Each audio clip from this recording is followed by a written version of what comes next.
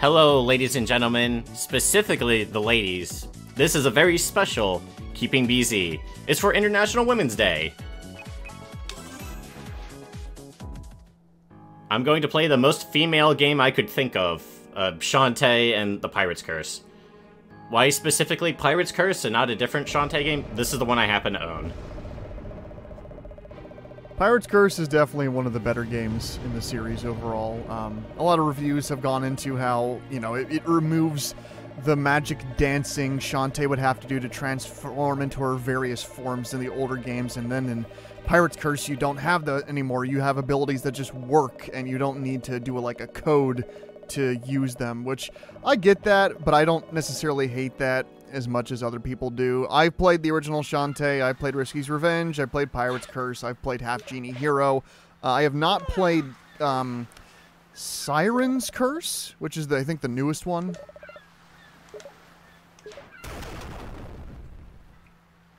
This is my first Shantae game, and I played it just today in order to get some practice in.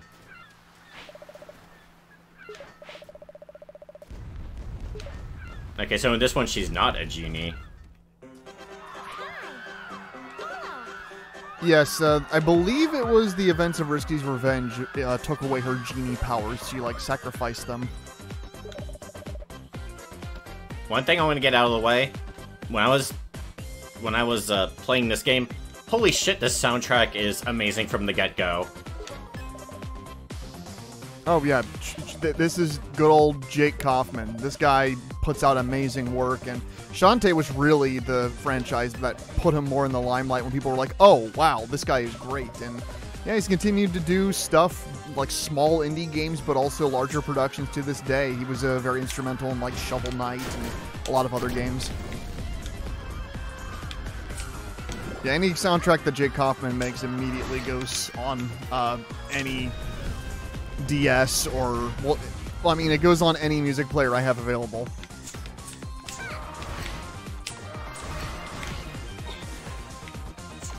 If you want good workout music, you go to Shantae. Yeah, I can definitely see myself working out to this. So yeah, this is the premier franchise of WayForward, and it showcases what they do best, which is fun platforming with excellent animation quality. Yes, this sprite quality is amazing. I'm still surprised this franchise ever really took off in a way where it's gotten so many sequels. The original Shantae was like a super late release Game Boy Color game that most people that have experienced it through emulation for the most part, or when it eventually got added to the 3DS's classics section. That's how I played it. And the original Shantae is also quite hard. It's an amazing looking and ambitious Game Boy Color game. Probably one of the best games on the system, but I find it confusing as to where to go half the time.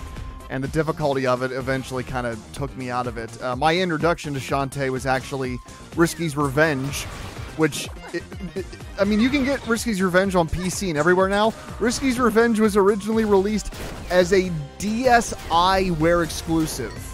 If you remember when the DSi existed. Oh yeah, I remember the DSi. I never had one, but I think I knew someone that did. I got a DSi, and I heard this was the best game you can get on its online service, so I picked up Risky's Revenge, and I fell in love with it.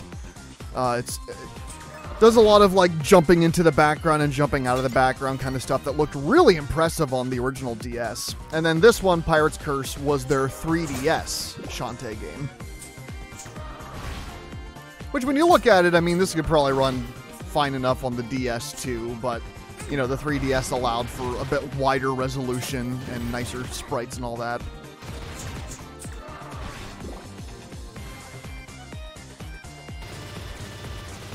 And it is actually customary that every Shantae game usually begins with her kingdom being attacked, and she has to go through this big action scene to open up the game.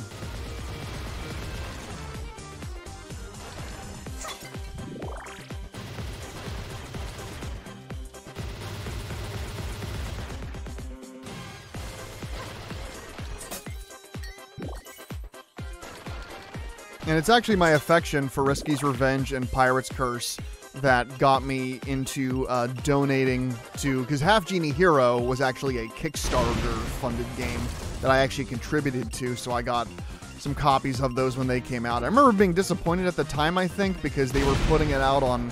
They decided to cancel... I think I got a PS3 version, I believe, or something like that. And they later canceled those consoles as development took longer, and then they put them on PS4 and Xbox One instead. So they gave me a PS4 copy, and I was like, I don't have a PS4. And then I was gifted a PS4, and I was like, well, now I have a PS4. And I played it that way. So I do have a nice in-box copy of it.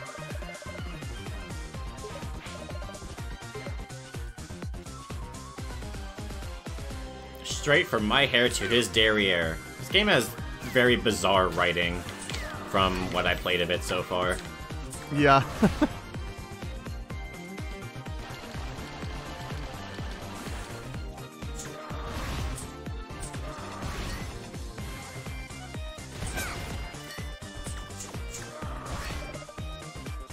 I think this game controls really well, but I will say, while after getting to the first island after this one, which I guess you could technically say is the second island, but I find jumping and attacking very bizarre and imprecise. Hello, Baron. And I'll show that after this boss fight, probably. Or maybe during this boss fight. Oh no, he wants to tear down schools and retirement centers for cannons.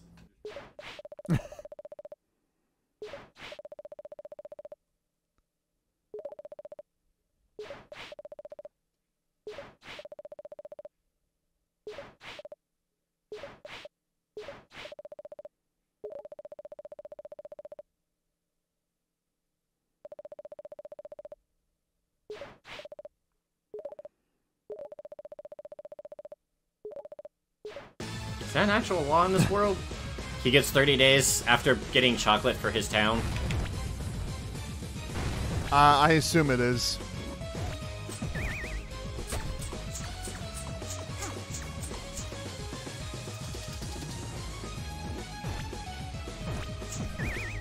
And yeah, Ammo Baron has been a villain in previous games. He always has a little boss fight to show up at some point.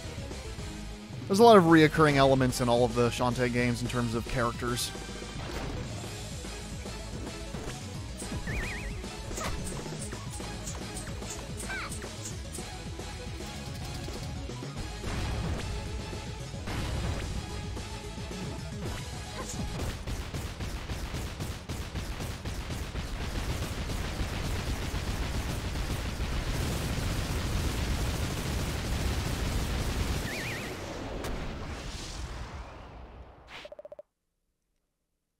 Since this is International Women's Day, we're not really just going to talk about Shantae. We'll definitely talk about the game for sure, but we should celebrate women. That's the point of International Women's Day. Just women. So I think we should talk about some of our favorite female celebrities, characters, artists, that kind of thing. Yeah. I wish I would have drummed up a list. Yeah, there's a fair amount of female creators that I adore the work of. Let's see. I mean, in terms of characters, I mean, you know, Zach and I had debated originally doing the game Beyond Good and Evil, but since the game is mostly cutscenes, it would feel kind of bad to talk over it. And the protagonist of that game, Jade, is a fantastic example of a female character. In gaming, I mean, she's... you know, very self-dependent, she's intelligent, but she's also, you know, not super overpowered. She's vulnerable and has to use her wits a lot of times. She gets along well with people, from what I remember. Oh yeah, she has she literally takes care of a family. I mean, that's the only thing where you can debate back and forth if that makes her a great female character. Is her she's a very maternal character that has to babysit a bunch of orphans. Wasn't that game originally called Girl with a Stick? Or am I thinking of something else? I think you're thinking of something else. Okay. I could have swore there was a game where its working title was Girl with a Stick. But yeah, I actually had a lot of trouble coming up with a good game for this because it was my turn to pick. And I was like, most of the good female characters I like are on card games or RPGs or fighting games. And if I picked a fighting game, Brandon would have beaten me up. It's true, I would.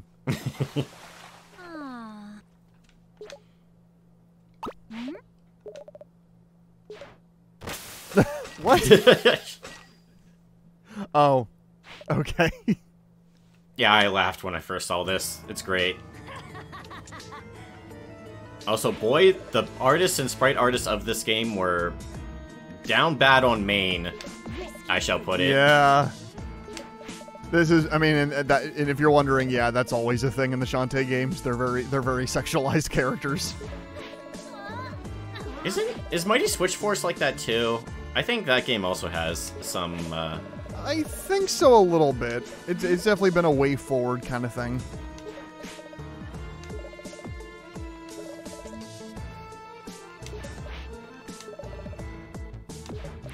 I definitely wouldn't say it's as bad as some other games out there. I mean, there's definitely a lot more personality to any of the women in these games than a lot of... I mean, things have definitely gotten better over the years, but you look at especially like the generation we grew up with in the PS2 era, there was a lot of just terrible... You know, where they were still marketing specifically to men. There were just some really terrible female characters in that era.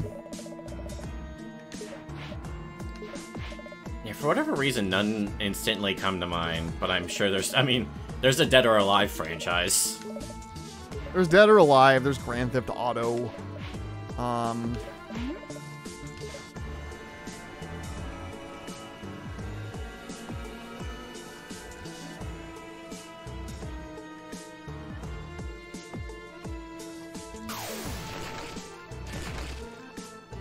Uh-oh.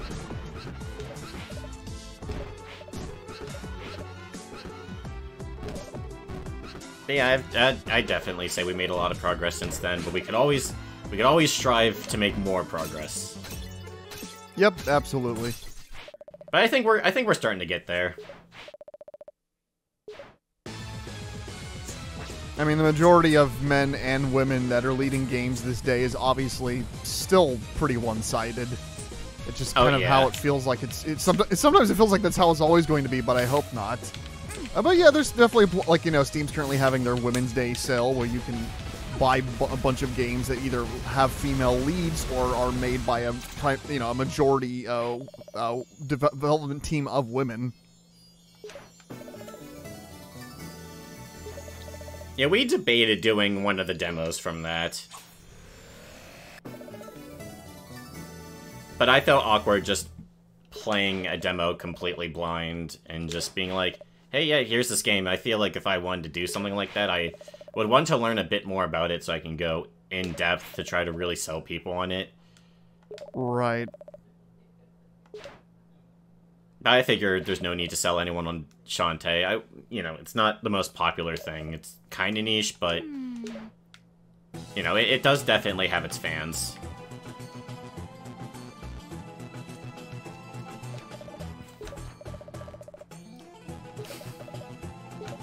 He's a rude dude.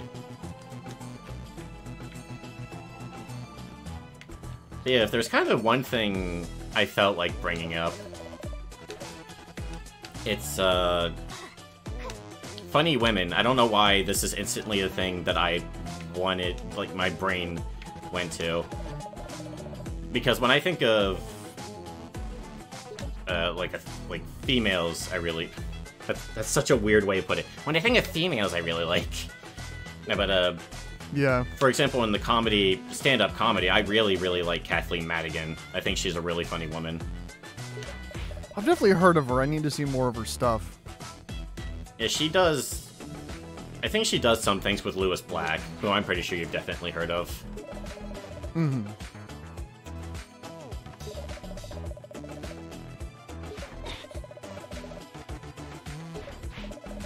In terms of women in the game industry that work on stuff, I mean, for me, a lot of it ends up being, you know, female composers of music. Think of, you know, Yoko Kanno. I mean, she does... I mean, I mainly know her for doing music for, like, the Ghost in the Shell anime and a lot of other stuff. She did the music for Cowboy Bebop.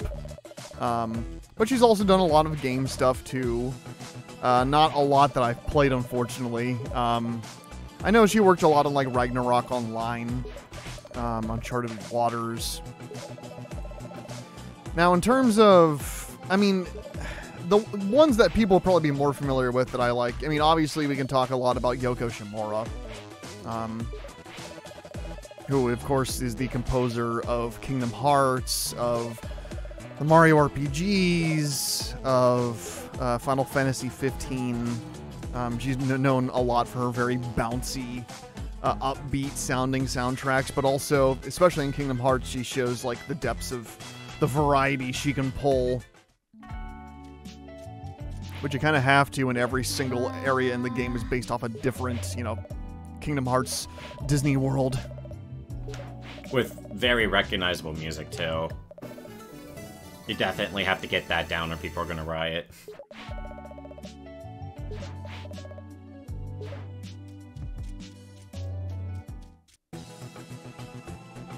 And I'm going to pronounce this wrong, but Michiru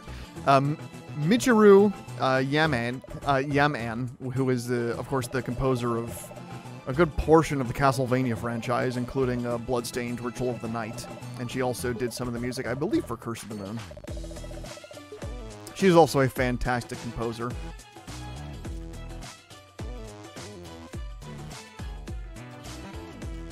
Now, if I want to talk about people that work outside of music, I do have to talk about Amy Hennig, who,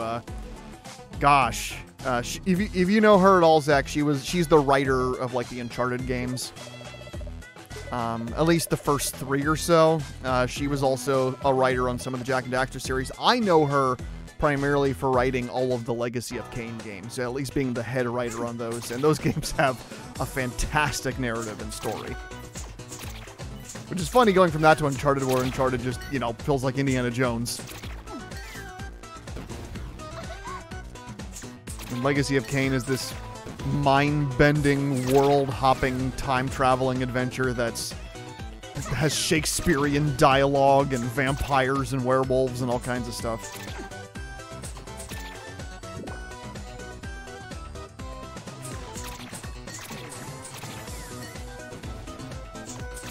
Yeah, unfortunately, my brain is kind of super outdated. When I think of female writers, I immediately think of Agatha Christie. Oh, well, yeah, of course. I just finished one of Agatha Christie's books just earlier today, Endless Night, which is one of her few non-murder mystery type stories. There's not a bunch of people trapped in a place in it. It's something entirely different, and I do recommend it. It's a good book. Though I would recommend probably listening to some of her classic mysteries first, reading, watching them, whatever you want to do. Like, her stuff, I find it hard to grow tired of it just because I really love the way she writes characters and descriptions, where everybody always just feels very believable, but also, you know, eccentric enough to feel like, you know, believable and likable characters.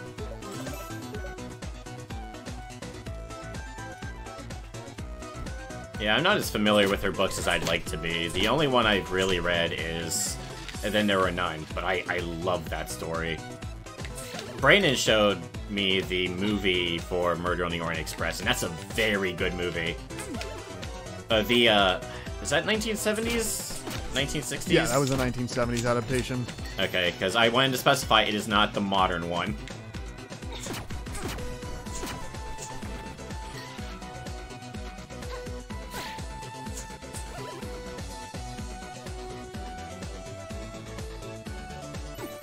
Yeah. Oh, earlier... Actually, was it this year? Was the Mean Girls remake this year? Or was that the end of last year? I think it was this year.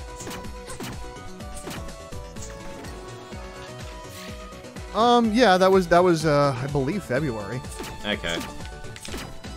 Yeah, because Brandon and I recently watched Mean Girls, the original and the remake. Mean Girls is still a good movie.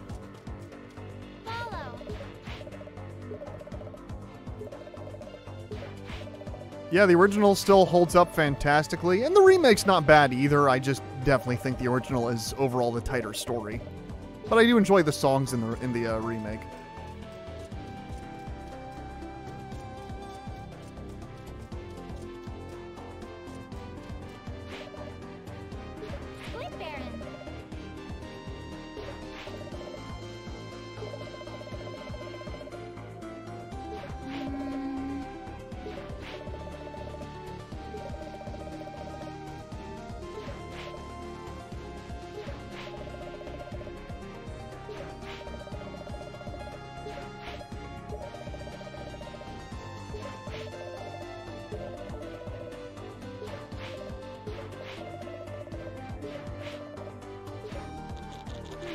Oh no.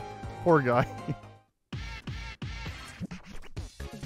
Oh, yes. Oh, man, some of this music, jeez. I really like this track, but I do find it kind of random that it starts off with a disc jockey scratch. I like it, just caught me off guard. All of his tracks go super hard for some reason. Yeah, the Octopus described it as stress music, but oh my gosh. Every track I've heard is amazing. And usually I'm very particular with video game soundtracks. But every song has been a banger.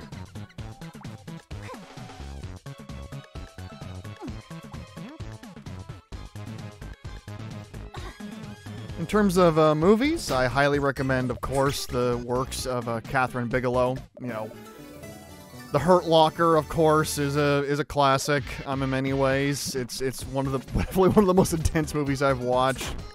I need to see more of her work, but my personal favorite of her works is a lesser-known work of hers from '95 called Strange Days.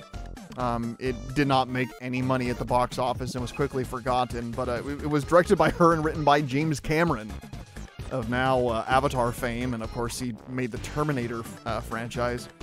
But Strange Days is a science fiction thriller that takes place on the eve of Y2K, but of course, you know, this movie was made in '95. But the movie was made in '95, but it's set in '99, so things are slightly more futuristic, which is kind of funny. It's a little intense. It pushes its R rating to the highest possible limit, and it's definitely going to have scenes in it that are going to be kind of uncomfortable to many people for some of the, let's just say, some of the content it depicts. But I highly recommend it as a movie. It's a fantastic thriller. It's basically there's a countdown that something terrible is going to happen on New Year's Eve, and this team of people are trying to investigate it using this guy that programs basically VR headsets that allow you to connect to other people's minds or live your own fantasies. And he happens to have a serial killer that's using his mind as a VR headset to show the police, you know, where his next kill's gonna be. It's really out there and super sci-fi and intense and wonderful. And Kathryn Bigelow's direction is amazing, and it's no coincidence that she went on to direct some really incredible films.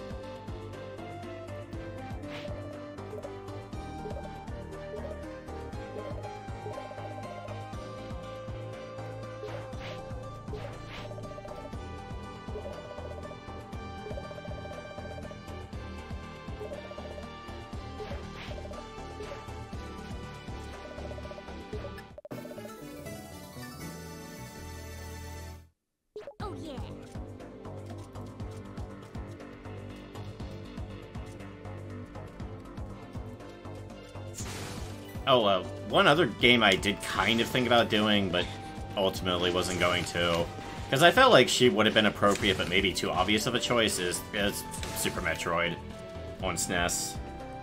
Oh, well, yeah, of course. That was one of the classic reveals of, you know, the female character that was secretly inside the suit. But, yeah, I've always liked Samus, but she's obviously never been given a ton of character, and when they have given her character, nobody's liked the execution, so... I'm one of the freaks that my personal favorite Metroid game is actually Prime 3.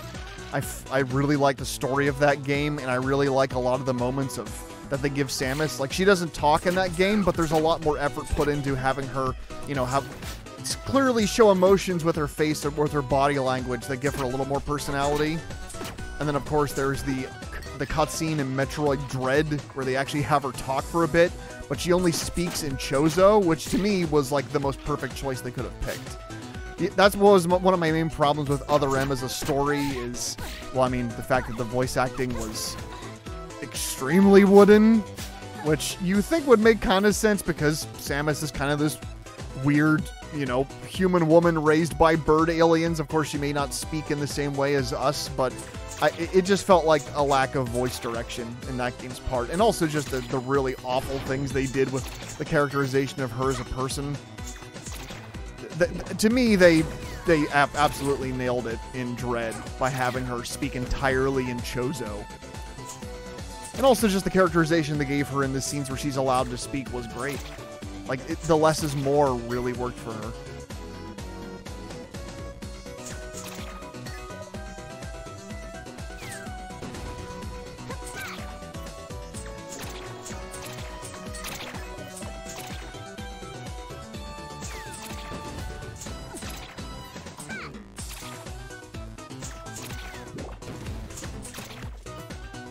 Now, Zach, you may be quiet a bit because you're having trouble thinking of creators, you know, either women or women of color that, you know, stand out to you in your memory because, you know, it just comes to be that the way a lot of us are raised, we mostly are familiar with either just men or just specifically white creators, but you know a very prolific black actress, which is, of course, Eartha Kitt.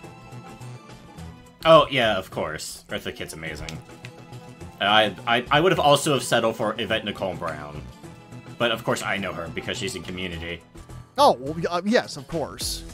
Yeah. But Eartha Kitt, oh my goodness, her singing, just whenever she did voiceover roles, the heart and the just, like she was just the amount of force she put into anything she did. No, yeah, I mainly really enjoy Eartha Kitt for her performance in Emperor's New Groove. I love that movie to death. Oh, Yzma is easily one of the best villains in Disney's canon. Oh, yes. I wholeheartedly agree. And even though I would have been interested to see, you know, when the movie in development was originally called Kingdom of the Sun, I would have been interested to see how they would have done a more dramatic take on that character. And of course, you know, Zach is also familiar with, as am I, the song that was cut from the movie but was released later, which was called Snuff Out the Light, which is excellent. Yes, that is an amazing song. I love Emperor's New Groove as it is. And, you know, it would have been interesting to see, was it Kingdom of the Sun, I think it's originally supposed to be called? Yes. I would definitely be intrigued to see that, but I'm very interested in comedies, and I like that Emperor's New Groove was a comedy a lot. But I totally get if more people are just like, oh man, I wish we got the more dramatic version.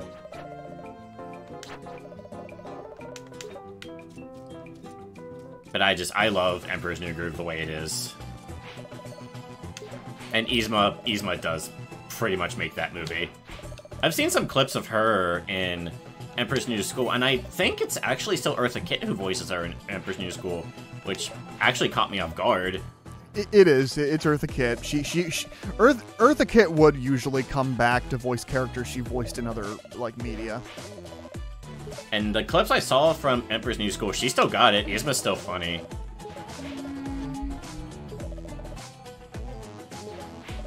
Yeah, we lost her in 2008, and it still doesn't feel that long ago, for me anyway. That just goes to show, you know, the impact that her voice roles have had.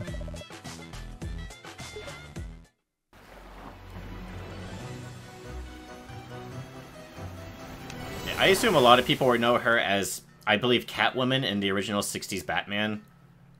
Oh, well, yeah, of course. I mean, and she wasn't even the first Catwoman. She was actually the actress that played Catwoman in some of the later seasons of the show, but she is, in many ways, to many people, one of the most memorable of the cast. I mean, with her voice, it's kind of hard not to remember that role.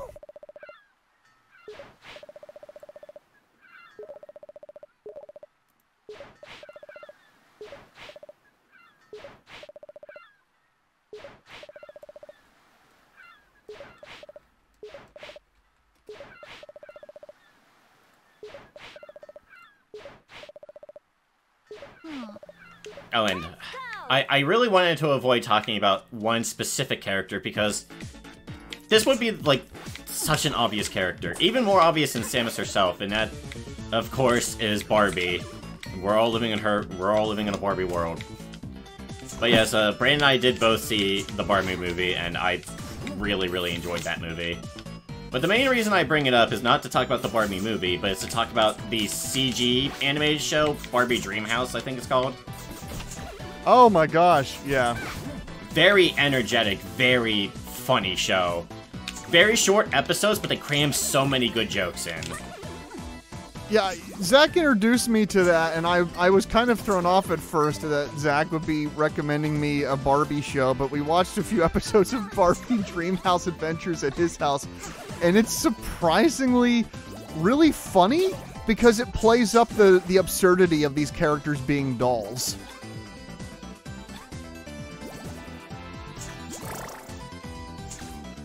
It's also just extremely fast-paced. It's so chaotic. It's very, very chaotic. Oh, it always keeps things running, so even when one joke doesn't work, it still hits for the most part, because there's always another one.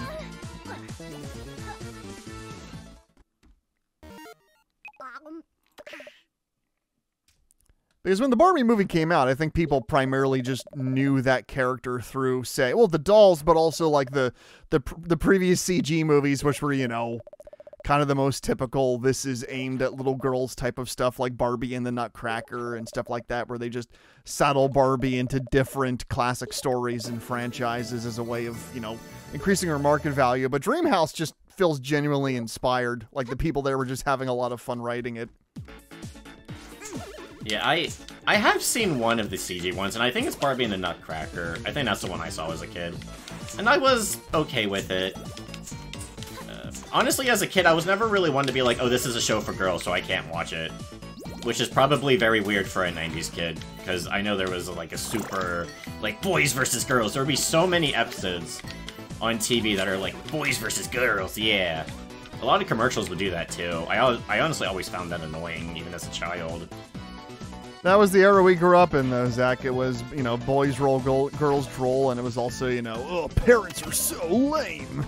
We're gonna put them in a rocket and shoot them into space. No, but I just watched whatever I wanted, you know? I was like, what? I don't remember how old I was, but you know what? Fuck it. I'd watch Winx Club. I watched Winx Club as a kid. Fuck it. Winx Club is good. Fight me. Yeah, I watched, what did I watch? I watched Powerpuff Girls. I actually did watch some episodes of Totally Spies here and there. Oh, so did I, although now that I re-look at some of those clips, I'm like, oh, man. That's a kid's show. Yeah.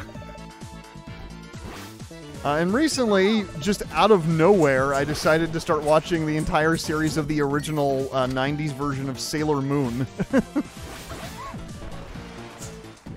Which, of course, was also a female creator working on that, and it's like the most classic, not the first, but the most popular for sure, you know, magical girl anime. And I'm surprised just how much I'm enjoying Sailor Moon. It's just a really charming show. And I think what makes it work so well even now is that you know, Usagi, which is, of course, the secret identity of Sailor Moon, she's just a really like relatable character. She just, especially to modern audiences, she wants to sleep all the time and eat, and she doesn't really like school or doing tests or grades all that much. And whenever she's thrown into a situation where she actually has to use her powers, she puts on this whole song and dance of like putting on her costume, but the second she puts on the full outfit and gives her speech about, she always has some like well on the spot thought out speech of why this villain taking away the dreams of this aspect of femininity or little girls is evil. But the second that the villain actually tries to do anything to come after her, she screams and runs and then maybe cries a bit. But it's that thing where there's a bit of a balance there. Occasionally she shows some strength, but I'm not going to sit here and say that Sailor Moon is not necessarily a great demonstration of a strong female character as we think of them today.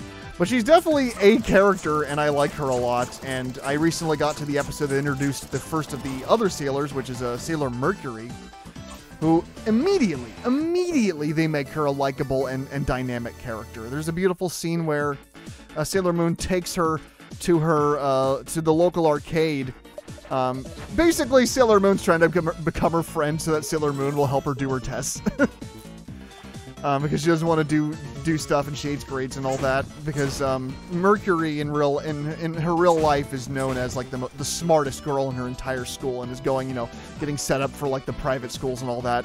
And there's a beautiful scene where she takes Mercury to the arcade, and she's just being like, haha, you should play this game. Wouldn't that be fun? And so Sailor Moon plays a bit of the game. She sucks at it. She hands it over to Mercury. And, it's the typical scene you expect from Mercury does really well at the game, but the way they betray it, Mercury has no dialogue. She says nothing. She just stares at the game, and you see the number just slowly go up, and you see her expression just get tighter and more focused, and not so much angry, but just as she's just completely unconscious to the world around her. And it immediately tells you a lot about her, like how she was raised, how she, has this desire where she doesn't just need to be on a high level. She needs to get the highest score possible, or she doesn't feel like she accomplished anything. It made me just like immediately feel for her as a person. And then when she actually gets her moon powers, her Mercury powers at the end of the episode, immediately her transformation is badass. Her powers are cool, that are distinct from Moon, and I just want to see more of her. They're doing a good job, and I'm curious to see, how the rest of the personalities of the other members of the crew change as they add on different characters.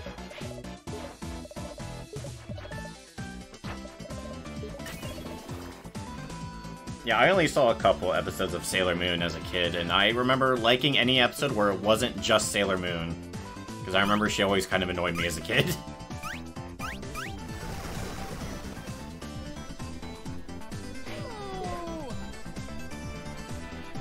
But to be fair, when I was a kid, I was also used to like Dragon Ball Z and Goku and Naruto and things like that. Oh, of course, yeah. So like, I was annoyed at Sailor Moon for just being like constantly cowardly, and it felt kind of nice to have someone who she would usually bounce off of that would be like not as terrified, or at least from what I remember. It's been a very, very long time since I've seen any episode. And of course, I'm sure you saw like the old classic dub, which is kind of infamous for its quality. I haven't seen any of that. Of course, I'm watching the completely free. Like, if you guys didn't know, Sailor Moon, the original anime, is completely free on YouTube. Viz Media uploaded the entire show and all of its seasons, so you can just go watch it right now if you want. It's just the Japanese version with subtitles, but to be fair, that's what I wanted to watch anyway, not the dub. But that's also because I have no nostalgia for it. Happy International Women's Day! Look at these bikinis! Her boobs bounce breastily. Or wait, no, her breasts bounce boobily. That's how it is. Men writing women.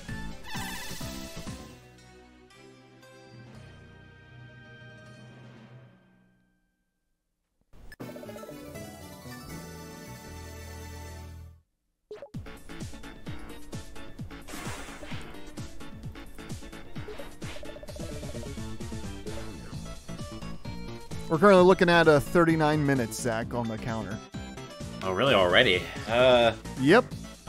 We'll probably end it here soon. But I want to mention one incredibly random, maybe obscure woman-led show that I really liked as a kid that I don't know how many people even know that this existed. Even people that grew up. Oh, maybe people that grew up in the time period might remember. Atomic Betty is one I liked. Oh my god. I didn't even know I remembered that show until you said the name. Yeah, I remember. The theme song immediately just went into my head. Oh, I can't even remember how the theme song goes right now.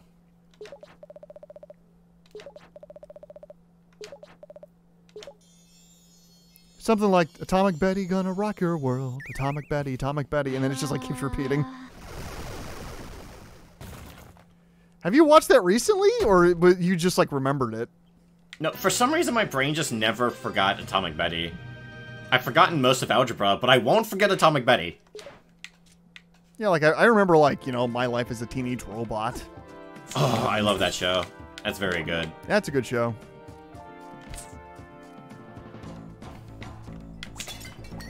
Yeah, unfortunately I don't know as many, like, female artists and creators as I would like to. I've been thinking of trying to expand. Just not sure the best way to go. Yep, all it takes is just like a bit of research. You can find that with a Google search.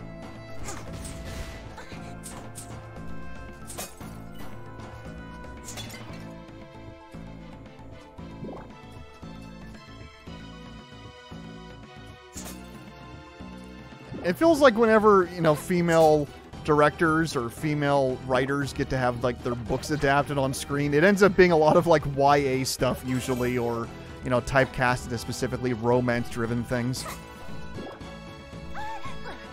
You think about like Hunger Games, you know, obviously like Twilight and 50 Shades of Grey, which less said about them, the better.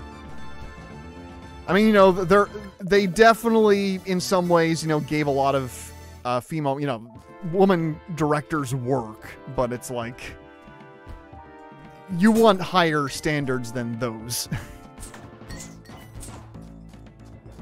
I'm not sure how to word this, so I'm going to try to be very careful. I think the reason I don't usually end up with female creators is I think most of the things, and, you know, obviously this isn't all, hashtag not all women, but I think most of them, the genres they want to do usually aren't the genres I'm super interested in.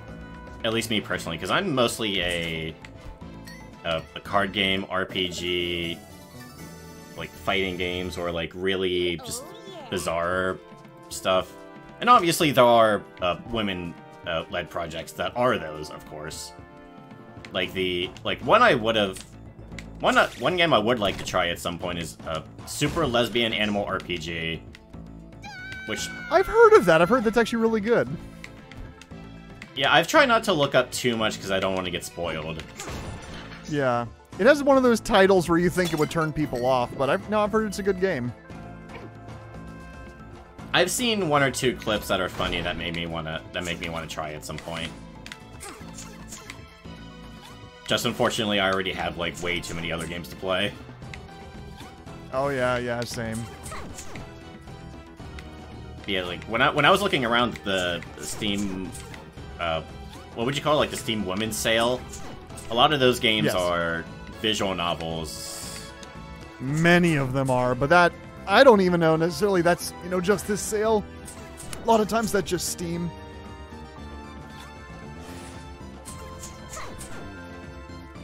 And, you know, I don't want to make it sound like it's, like, all women.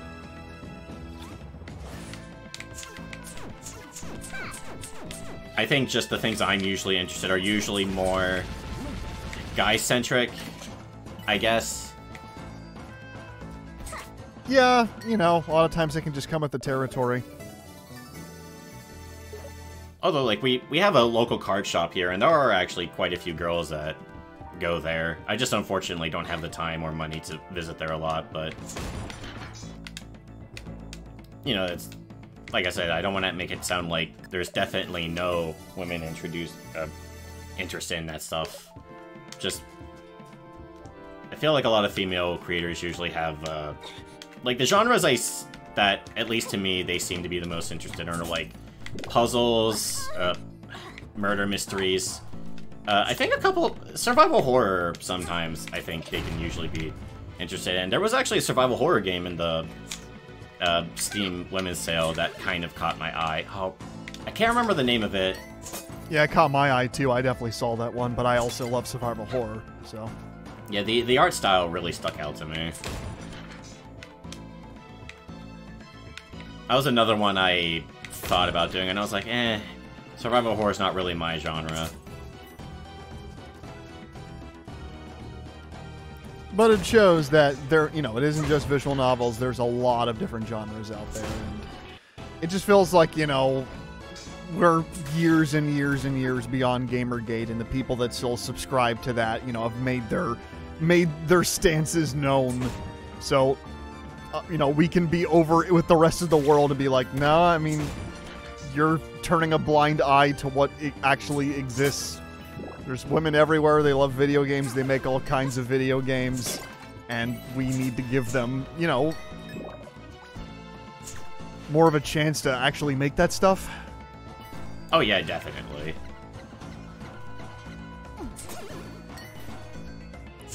Like, as much as I enjoyed those Last of Us games, I'd kind of like to see them directed by someone that's not Neil Druckmann.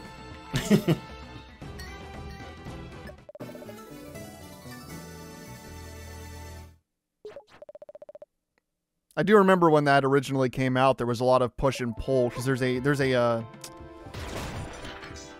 let's just say there's an LGBT character. It's a spoiler in Last of Us Part 2, but when that did come out, there was definitely a lot of quarreling back and forth, both from, you know, obviously people that don't matter that didn't like that was in the game in the first place. And then there was also push and pull from the LGBT crew that were also, you know, just like, hey, this is the origins of why this character, you know, identifies as they do are linked to a lot of bad stereotypes that, you know, have gone back decades ago. So it, even though it's nice at all that you casted, you know, an actor that fits the identity of what we want this character to be, you should actually write them better and not have, you know, for example, have their backstory be entirely based on trauma, and you know, implying that's what made them decide to, or at least realize who they are.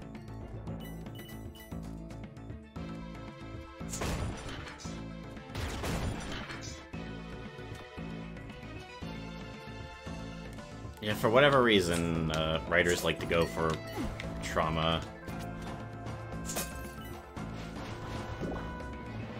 For like, as like a reason for them to transition. It's, let's just say, Zach, it's linked to a lot of, you know, homophobic and transphobic, you know, stuff. And it would be nice if we could portray, you know, not, because a lot of movies, when they're not, you know, making it the central point of the plot and having it based around trauma, a lot of times they're just pushing it to the background, and maybe there's like one line at the end of the movie that says, "I'm gay," which, you know, they have it at the end of the movie so that way they can cut it out when they try to sell the movie to China. Because they don't like that kind of stuff in their media. But that's just the nature, unfortunately, of the global corporate market, and stuff should change. But, you know, it's all very complex in an awful way. Oh geez, two of them at the same time.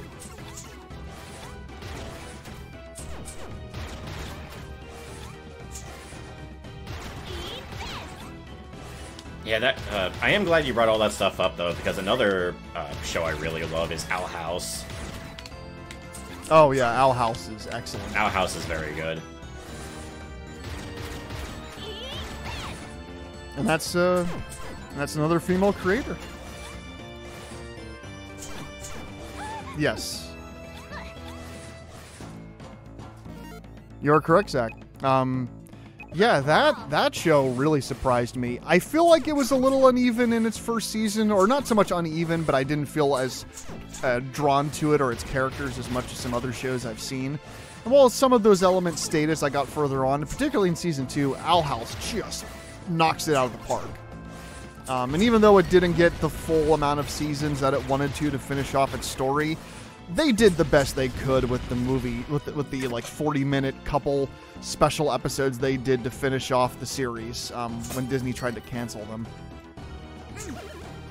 They did the best they could, and I was pretty satisfied with the ending they came up with. Same. I thought it was really satisfying that, spoiler alert, they actually killed Bellows. Like, cause... Yep. Like, I love my redeemed villains, I love redemption arcs and things like that. There was no redeeming Bellows. Yeah. There just wasn't. And I think that's fine to show, because I think I saw a couple people upset about that. Like, oh, shouldn't Luce have, like, talked to him and turned him? It's like, there's just some people that are Bellows that just, no. Like, is everyone a Bellows that can't be talked out of it? No, I think some people, if they were educated, could definitely be less shitty. But there are definitely people that are just going to be shitty no matter what.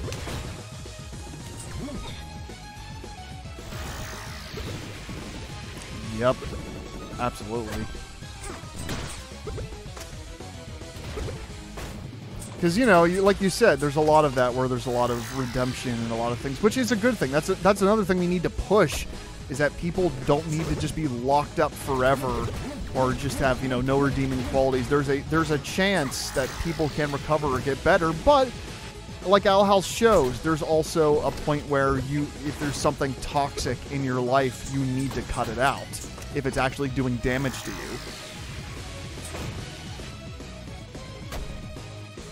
But yeah, that's a definitely a more complex thing than you're used to seeing from a lot of children's shows, but especially a lot of kid shows nowadays go a lot harder on that kind of stuff.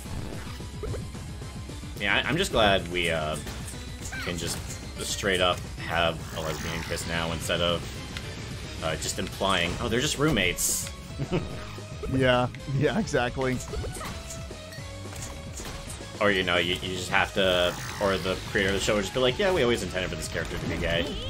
And then you just sort of have to take their word for it.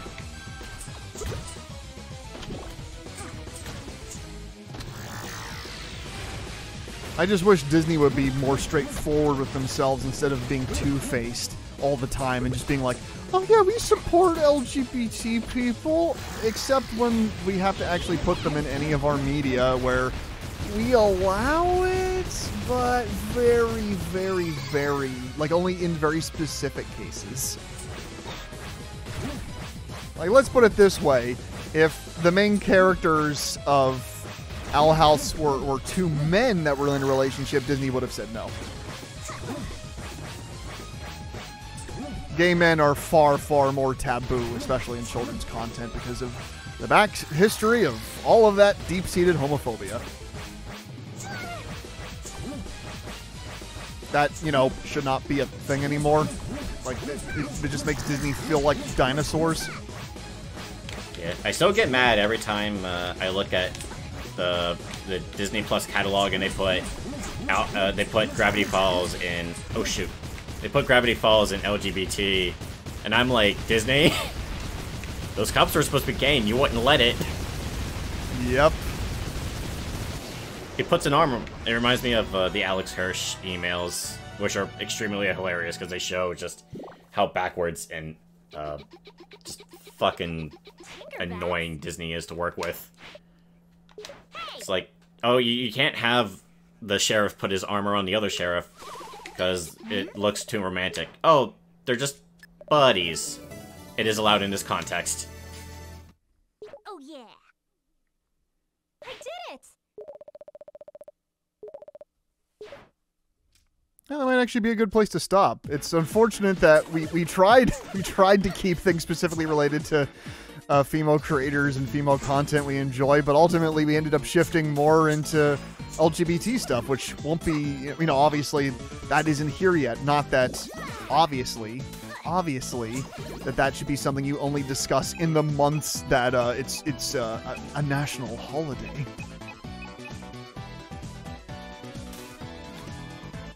Oh yeah, like, you know, we shouldn't only, like, think about women creators on International Women's Day, but it was just, I just thought it was a good excuse. Yeah, because ultimately, you know, a lot of content is going to be made about it because it's currently in the zeitgeist of everything going on. And it's nice to have content that's actually, you know, promoting that isn't just corporations, you know, saying, good job, women, and then the next day, you know, taking down all the women things. Yeah. Oh, it turns out people actually liked the Owl House. Maybe we should have given that a full season. Nope. Kill it. They made the girls kiss.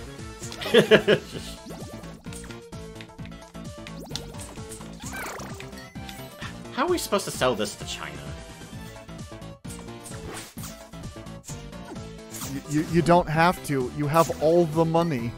No, but you don't more. Need to. China is like billions or something. More money. You always have to be growing. Money is the most important thing.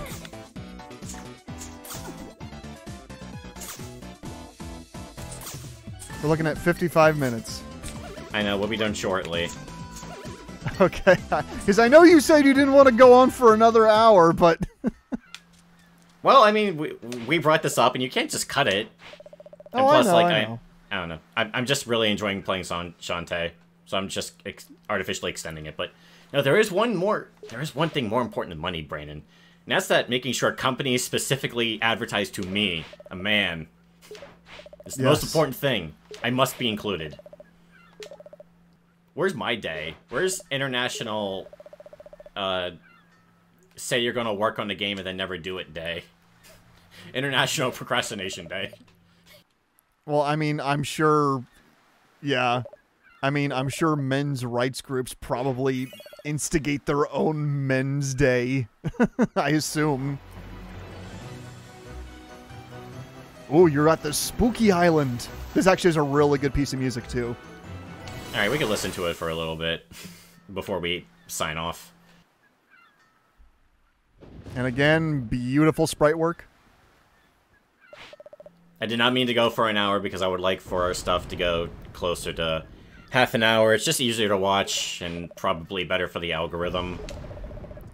And you could also, you know, snip out the parts where we're cringe, which is most of it, but I doubt you will. I'm keeping all of this. Oh no, I probably said stuff that was bad. I mean, we both did. Yeah, well, welcome to Keeping BZ, where we talk about a lot of stuff where we don't know what we're talking about, even if it's stuff we probably should know about.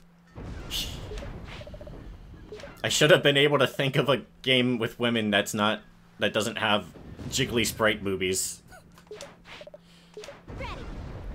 But yes, thank you for listening to two white men talk about progressive issues Yes. of things they may or may not know that much about. Yeah, we're part of the problem, but we're trying. How's that Bo Burnham thing go? Shut up. Yeah. It was something along the lines of, you know, I'm a white man. You know, we've been the dominant part of culture for hundreds of years, so maybe we should just shut the fuck up. And then it like goes quiet for about 7 seconds, and then he goes, "I'm bored." And now I'm just thinking about Sako. Oh, poor Sako. Oh no, now we're talking about a male creator, Zach. No, what have we done? Oh no. Okay. Alright, it is time for us to follow Bo Burnham's advice. It is time for us to shut the fuck up. Thank you for watching this Keeping BZ. And we hope you enjoyed. And we hope we didn't ruin your International Women's Day. But we tried. I recorded this specifically to beat the sexism allegations. Yes.